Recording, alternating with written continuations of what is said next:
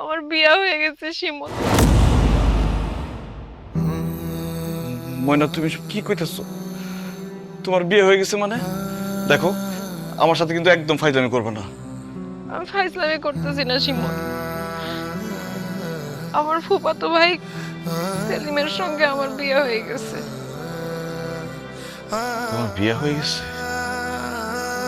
কিন্তু তুমি তোমার কথা দিছিলা আমি বিদেশ থেকে ফিরে আসা পর্যন্ত তুমি আমার জন্য অপেক্ষা করবে, আমার ছাড়া আর কাউরে বিয়ে করবে না।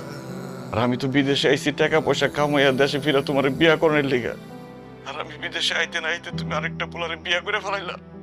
আরেকজন যখন বিয়া করবা, তাহলে আমার সাথে কেন মিথ্যা ভালোবাসার অভিনয় করছো? তাহলে কেন আমারে কইছো আমার জন্য অপেক্ষা করবা? চুপ কইরা থাইকো না ময়না, কথা কও। কেন আমার সাথে, আমার ভালোবাসার সাথে এত বড় বেইমানি করছো তুমি? আমারে তুমি মাফ করে দিও। আমি তোমারে দেওয়া কথা রাখতে পারি নাই। আমারে তুমি ভুইলা যাও।